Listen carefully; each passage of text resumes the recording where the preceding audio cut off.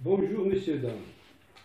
Algérie année 0 de Marceline Loridon-Ivens et Jean-Pierre Sergent, France, 1962. Les images de ce film, qui fut interdit en France et en Algérie, ont été réalisées au cœur du Jbel, mais aussi à Alger, de la fin de l'été à décembre 1962. Algérie année 0 témoigne des débuts de l'indépendance algérienne quand la priorité est à la reconstitution du pays. Sur les conseils de Joris Ivens, époux de la réalisatrice du film, le montage est assuré en 1963 par Jean Aurel, qui trouve le rythme du film. Ainsi, Algérie année 0 fut restauré et numérisé par la direction du CNC. Remerciements à Béatrice de Pastre et Tamaza Distribution. Un petit aperçu sur les deux réalisateurs du film. Né en 1928 à Épinal, France, de parents juifs polonais, immigré arrêté avec son père en 1943, Marceline Loridon-Ivens a connu la déportation au camp d'Auschwitz-Birkenau. Une expérience qu'elle évoque dans Chronique d'un été de Jean Rouc et Edgar Morin en 1960, et sur laquelle elle revient avec la petite Prairie au boulot en 2003, qu'elle tourne à l'âge de 74 ans.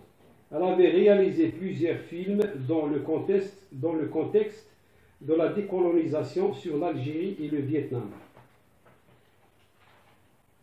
Étudiant en philosophie qui joue également son propre rôle dans Chronique d'un été de Jean Rouc et Edgar Morin, Jean-Pierre Sergent militait alors dans le réseau Janson de soutien au FLN algérien. Il se tourne ensuite vers le journalisme et le cinéma documentaire et travaille avec Jean Rouc, Mario Ruspoli, Joris Ivens et Marceline Loridon-Ivens. En 1962, il tourne également Rio Chiquito en Colombie en 1965 avec Bruno Muel et co-réalise Le peuple et ses fusils, Laos en 1968-1969 avec Joris Ivens. Honneur et gloire à nos martyrs. Bonne vision. Au revoir.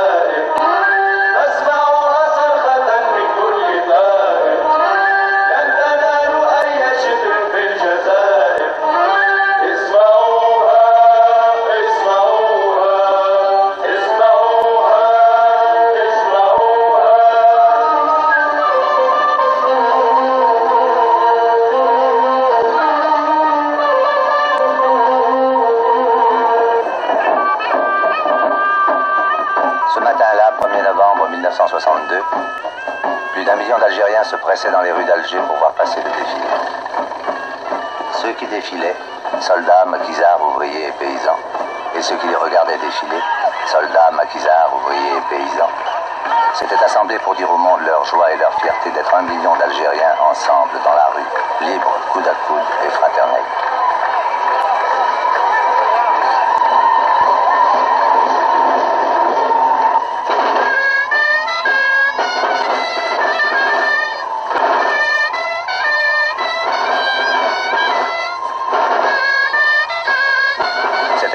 De l'indépendance, la première célébration de la fête nationale.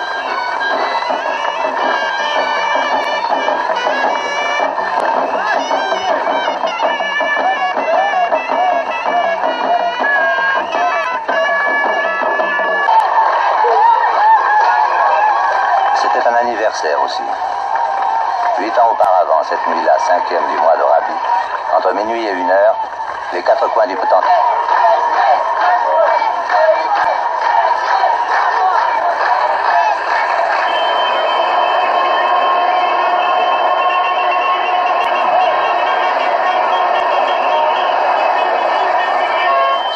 Casbah, c'est la même histoire que racontent ces signes.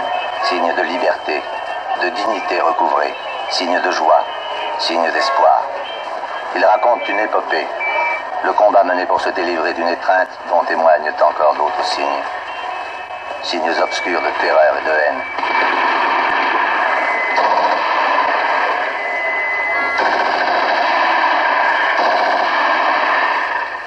Mots d'ordre politique ou bien incantation magique.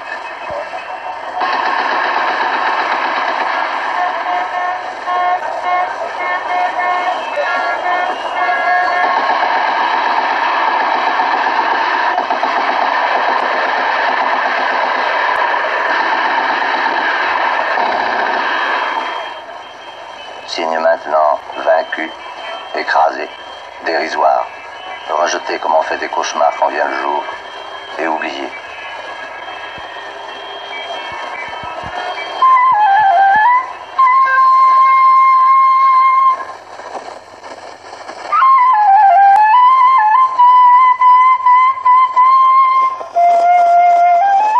Tout avait commencé dans ces massifs aux confins du Sahara, les monts Aurès. Là, en 1954, des paysans à peine armés constituaient les premiers maquis de la révolution algérienne. Ils renouaient ainsi avec une tradition séculaire. Il y a 12 siècles, dans ces mêmes montagnes, les tribus berbères trouvaient refuge contre le déferlement des cavaliers venus d'Orient sous l'étendard vert du prophète. 5 siècles plus tôt, les guerriers des mêmes tribus y organisaient des expéditions contre les riches colonies romaines de Sirta ou de Timgadi.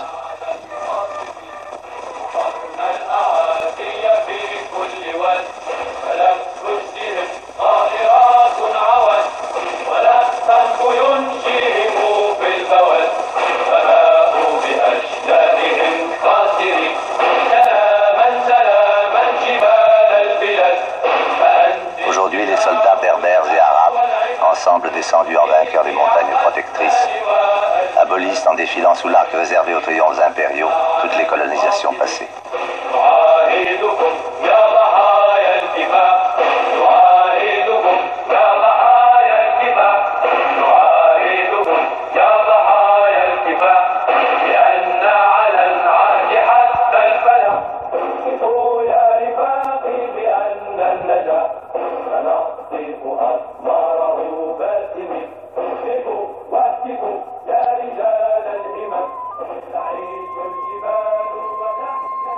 Au cœur du Djebel, derrière les crêtes inaccessibles, un PC de wilaya abandonné.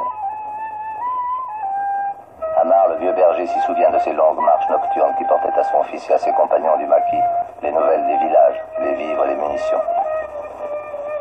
Le fils est mort et les maquisards sont dans les casernes. L'épopée est terminée. Pour tous, les blessures sont profondes et les cicatrices imparfaites.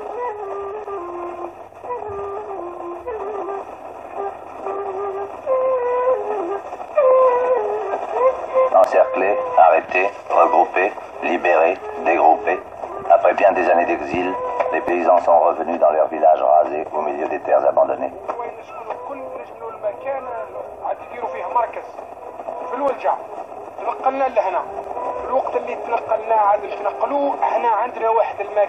Et cette histoire, celle du Douar Alja, pourrait être celle de centaines d'autres villages.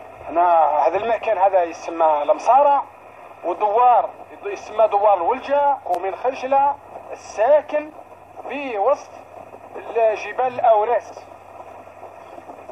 لما وحنا عندنا مكان فيه 2000 دار 2000 دار خزين من الأوائل نتاعنا مدة 3 قرون 4 قرون.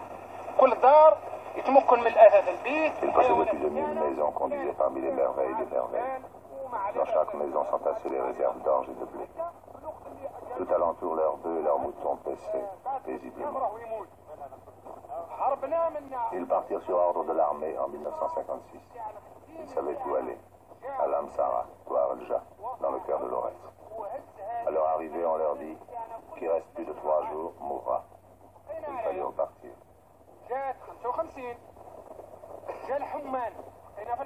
Qu'il reste plus de 3 jours, mourra.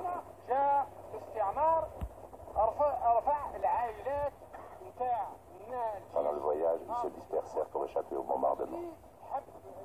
Certains moururent. voiture. D'autres rejoignirent le maquis. Ceux qui recouvrirent le village vécurent dans le dénuement. راه يقتلكم الطياره يلزمكم ترجعوا لبلادكم اللي هي في الجبال. احنا كانت محروثه بها الشعير بها القمح بها خيرات يلزم ترحلوا. رجعنا لهنا في سنه 56 رجعنا لهنا والطيارات يضربوا فينا يضربوا في الرحيل وعاد الناس تبدا تهرب تفرق رجال ونساء كل واحد يحكم اللي خافوا الموت كل انسان ينضم للجيش وكل واحد اخرين ماتوا ناكلوا نخربوا. Maintenant la guerre est finie. حشيش. Il reste le froid, la faim et le souvenir de la terreur passée. Il voudrait labourer, semer, récolter. Mais avec quels outils, quelles bêtes, quelles semences. Où puiser d'ailleurs la force de tenir la charrue. Pourtant ils voudraient tous, les hommes, les femmes, les enfants, travailler à construire l'Algérie. وعزم على الخدمه غير ان ما الصحه ما عندناش. اولا البرد راهي كثير من العباد راهي محتاج. Ils n'ont plus de maison. Et le jour et la nuit, ils ont froid. Ils ont faim. Quand on a faim, le froid est plus cruel. Car, nous dit-il, ce qui réchauffe un homme, c'est d'avoir le ventre plein.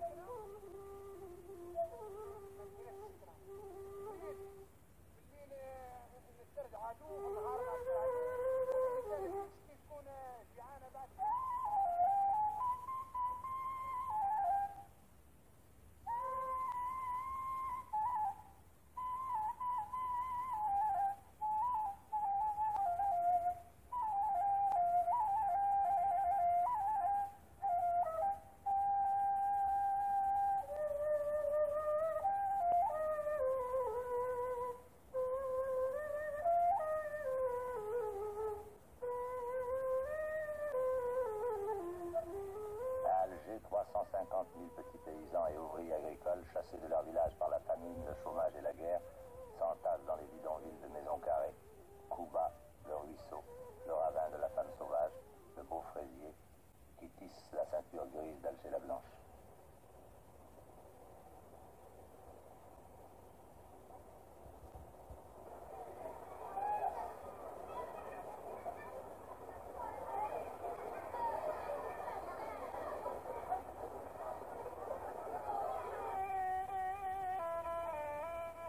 Au cœur de la ville, la Casbah.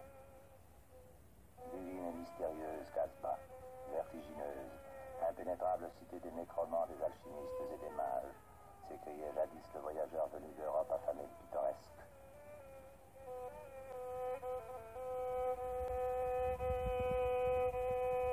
Mystérieuse et impénétrable, elle ne fut plus que jamais lorsque quadrillée, encerclée, fouillée, ratissée, le labyrinthe sinueux de ses ruelles escarpées fut le champ de la bataille d'Alger. Par ailleurs, c'est un quartier vétuste, insalubre et surpeuplé.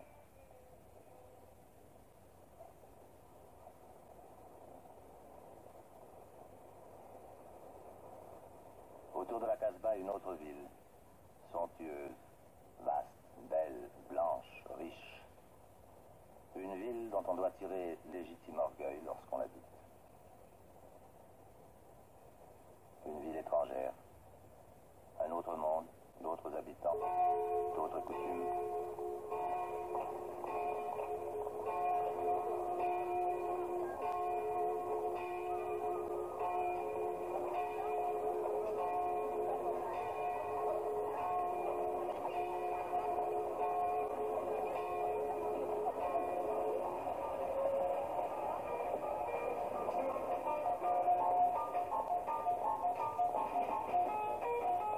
Le soir, c'est toujours l'heure de la nisette. Aux terrasses de la rue Michelet, on bavarde, entre soi. Ce n'est plus comme avant, se dit-on. C'est plus triste. C'est plus pauvre. On s'interroge, alors tu pars ou tu restes? On parle de ceux qui vont partir, de ceux qui sont partis.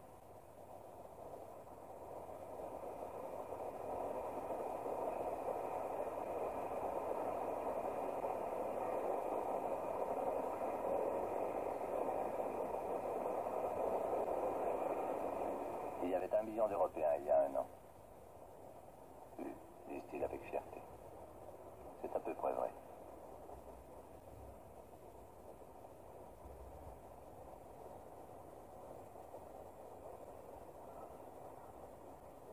Pendant les derniers mois de la guerre, le redoublement des activités sanglantes de l'OAS avait réussi à paralyser presque totalement l'activité économique de l'Algérie.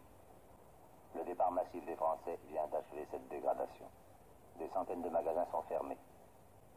500 entreprises industrielles à l'arrêt. Sur le port, le trafic est presque nul.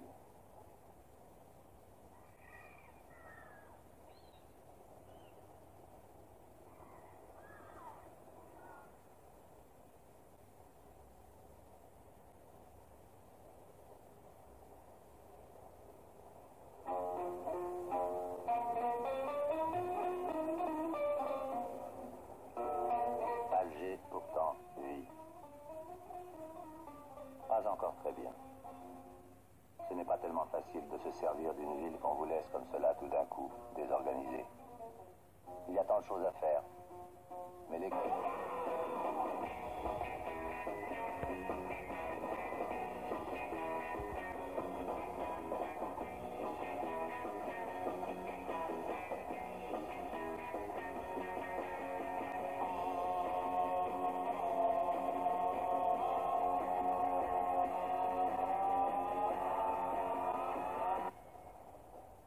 Pour eux, rien n'est simple. Et nul ne se réjouit. Ils savent quels travaux les attendent et dans quelle grisaille. Nanterre, Gennevilliers, la Goutte d'Or. Beaucoup ont déjà fait le voyage. Ils étaient revenus. L'indépendance devait être la fin de l'exil. Mais il n'y a pas de travail ici. Alors ils repartent. Ce n'est pas nouveau. Simplement, aujourd'hui, c'est pire. En France, on demande des manœuvres. C'est triste, désespérant, des raisons inhumains. Cela se prend d'abord, littéralement.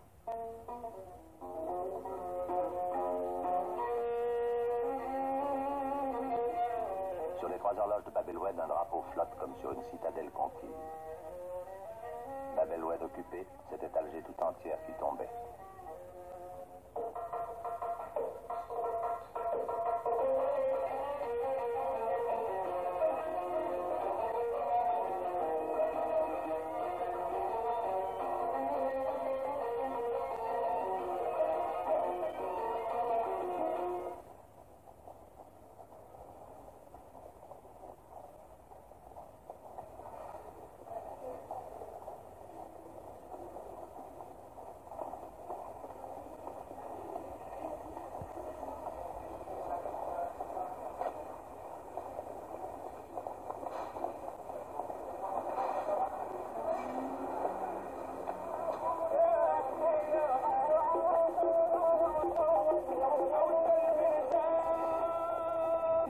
Une manière algérienne d'être libre.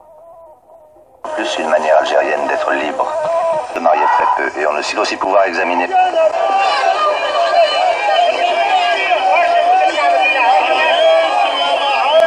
Pour le présent, le bilan est sombre. La guerre a fait des ravages. 1 million de morts, 300 000 villages rasés, des milliers d'hectares de forêts brûlées. Le sous-développement est presque total. 7 millions de paysans ont un revenu annuel de 200. Aussi, lorsqu'un Algérien parle de l'avenir, il parle de la révolution qui changera tout. Révolution, socialisme. Ce sont les mots-clés que l'on répète inlassablement, avec ferveur. Et même si on ne sait pas toujours très bien comment agir, même si on tâtonne et si on improvise un peu, on sait, à Alger en 1962, qu'il s'agit de construire une Algérie nouvelle, avec tous les Algériens. Pour tous les Algériens. Rien peut-être n'existe si fort que cette volonté de faire renaître les choses anciennes, de faire naître des choses nouvelles. Il faut 1 an pour mûrir un épi de blé, 10 ans pour un nouveau palmier. Et pour un nouvel homme, combien de temps? Dans une maison éventrée, une école, où inlassablement répétée, les sourates du livre en attendant que viennent d'autres savoirs, nous, une fois encore pour les petits-enfants, le lien avec les vérités jamais oubliées. Notre patrie est l'Algérie, notre langue l'arabe, notre religion, l'islam.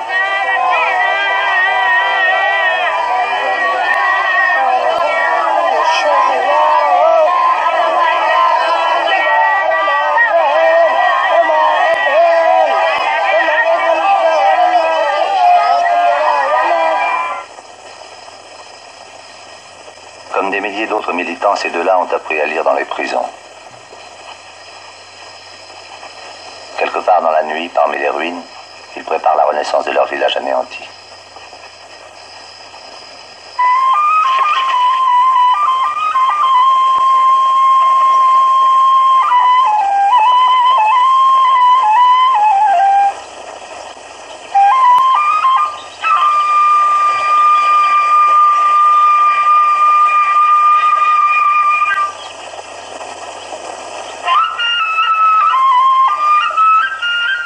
C'est de la paix qu'il s'agit, et de la vie. Car arrive toujours le temps où les armes se taisent. Le sang a trop coulé, et la terre épuisée réclame de nouveau labour.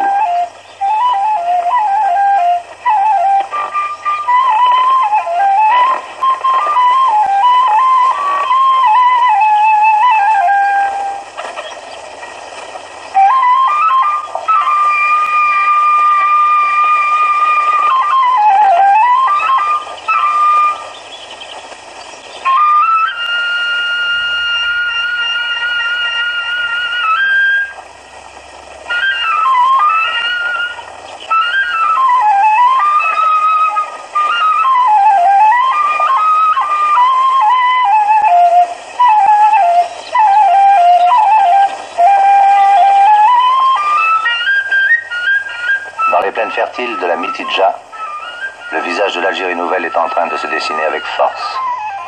Dans plusieurs dizaines d'exploitations abandonnées par les colons, des comités de gestion sont déjà en place. Ça se passait le 22 juin 1962. La première ferme, ça a été la ferme Astier-René à Souma. C'est là où a pris naissance le premier comité de gestion. Cette ferme avait 90 hectares de blé. Il y avait 23 hectares d'orangerie. Il y avait un seul gardien qui était sous un arbre et il attendait. Quelqu'un venait couper ce blé. Il lui dit, où il est ton patron? Il dit, mon patron est parti.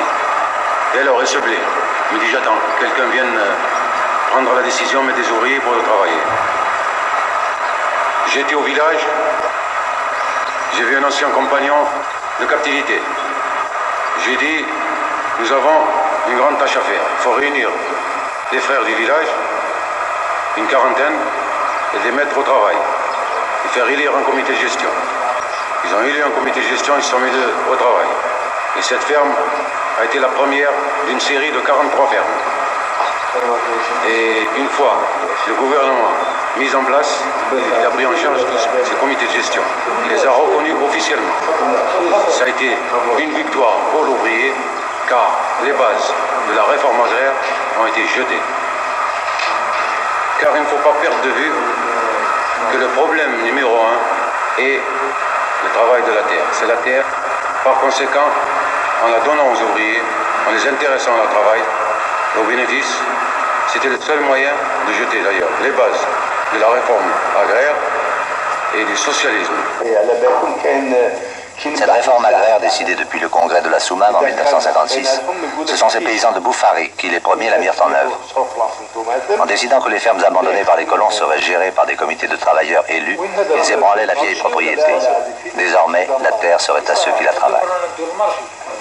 الذي سهل اللي كنت هذا كيلعبوا باش نبعثوا للستاسيون تبعث انت تشينا ان بلوك ومرهم يتشيوها على 3 ولا على 4. Et grâce à eux peut-être, la morcellisation et l'étatisation, écueils sur lesquels se sont échouées tant de réformes agraires, purent être évités.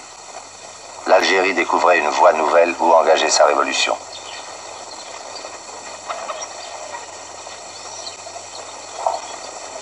On a ramassé la verveine. On a distillé. Autant il y avait Chéris. Il fallait un ingénieur pour la distillerie, je dis bien. Il fallait 23 comptables pour tenir la comptabilité simplement de la ferme Chéris. Que nous, nous étions simplement 4. Il y avait un comptable, l'aide-comptable, le trésorier adjoint, qui tenait 43 fermes. On a géré sa ferme et elle continue à être gérée, on ne dira pas d'une manière parfaite, mais elle est gérée. Grâce à eux peut-être, la morcellisation et l'étatisation, écueils sur lesquels se sont échouées tant de réformes agraires, purent être évités. L'Algérie découvrait une voie nouvelle où engager sa révolution.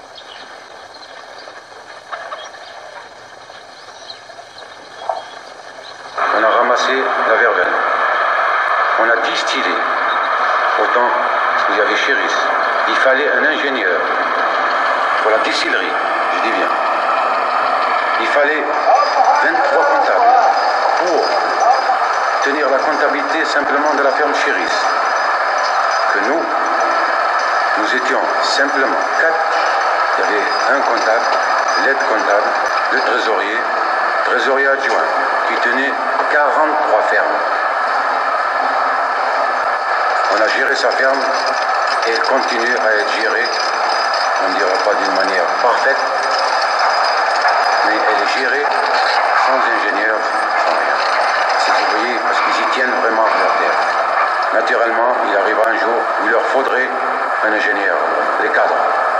Et quand on l'a pris en main, on ne les avait pas. Il fallait nous en passer. Il fallait nous débrouiller, de sauver ce qui pouvait être sauvé. Nous avons ramassé le blé, nous l'avons stocké, nous avons mis de côté les semences de chaque ferme, on a vendu aux ouvriers du blé, nous avons une coopérative. Ça a été un peu difficile pour la vinification, car il fallait faire vite de ramasser le raisin et nous n'avions pas les moyens financiers, c'est-à-dire assez pour pouvoir réparer le matériel. Les vinificateurs étaient des anciens ouvriers que le patron ignorait. C'était des vinificateurs illettrés. Je dis bien illettrés. Ils ont fait cela. Il est à la disposition de n'importe qui pour aller goûter et pour voir que c'est du vin. Quant à M. Chéris, quand il dit les va-nu-pieds, voyez-vous, les va-nu-pieds qu'ils ont fait des grandes choses. Le patron Chéris, il doit admirer ces gens-là. Ils ont souffert qu'ils ne mangent pas à leur faim. Ils ne mangeaient pas à leur faim. Ils travaillaient avec de gaieté de cœur, avec entrain et courage, parce qu'ils savaient que la terre était à eux.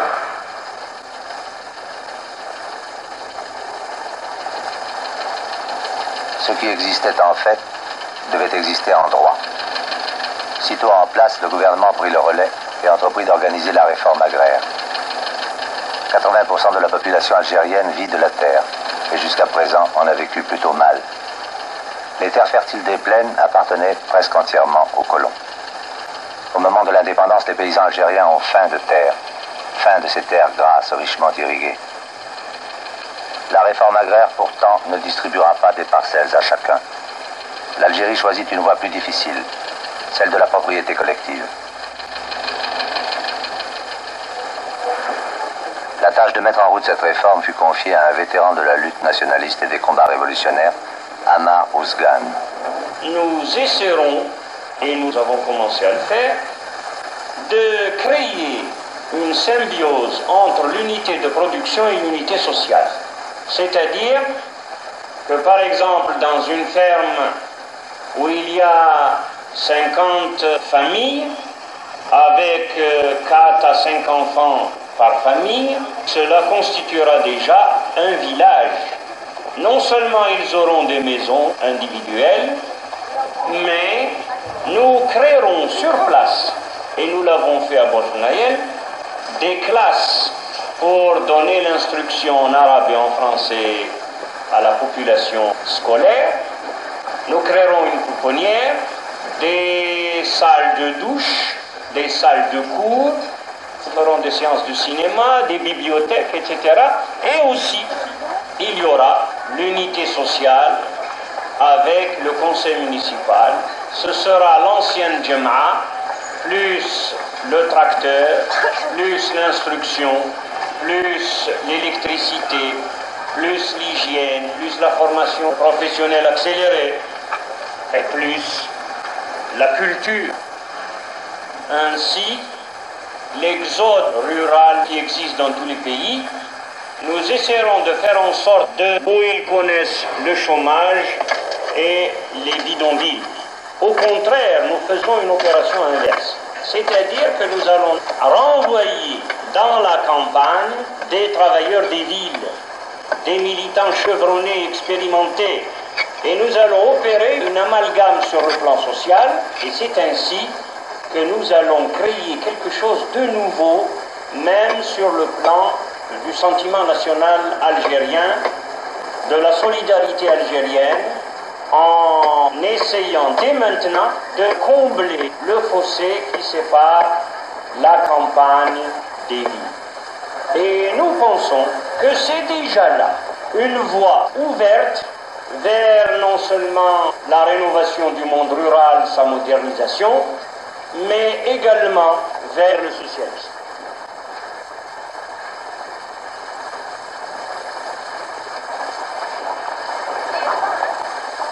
Il faut lutter pied à pied, partout, sur tous les fronts. Il y a eu l'opération Labour, maintenant c'est l'opération Reconstruction qui ressuscitera les villages anéantis. Rien ne peut se faire ici sans le peuple algérien tout entier. La tâche est immense. Nul n'a le droit de s'y dérober. C'est ce que sont venus expliquer 2 ministres aux anciens réfugiés revenus de Tunisie.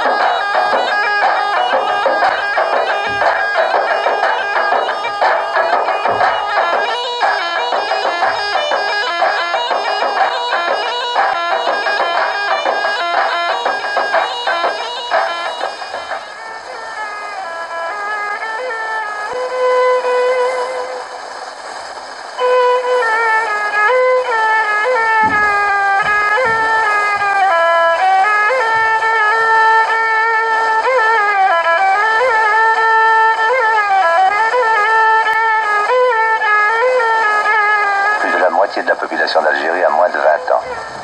Sur les murs d'Alger, une phrase des dizaines de fois répétée affirme « L'avenir appartient à la jeunesse ». Aujourd'hui, c'est possible. Pour cela, des hommes sont morts, des hommes qui luttaient pour que vive un jour une Algérie libre, abondante, juste et heureuse.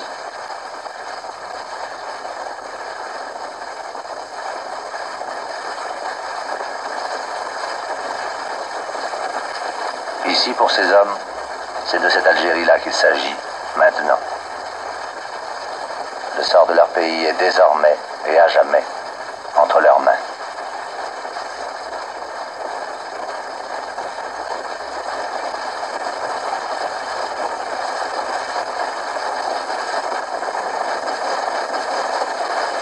Allahu Akbar. أيها الإخوان، احنا مسرورين باجتماعنا هذا ومسرتنا لا حد لها، ونحن سعداء بلقائنا هذا، ولقائنا لا يصفه لسان ولا يحده بيان. ذلنا ورغم جهلنا ولكن بالإيمان أقهرناهم، وبالإيمان نقهر جميع الصعوبات. العدل أيها الإخوان، حتى دولما كتبنا بلا عدل، حتى دولما العدل هو اللي ينشر الأمن، هو اللي يكسر المال، هو اللي يكسر الناس. أما إذا كان عاد الظلم، أما إذا كان عاد الشوم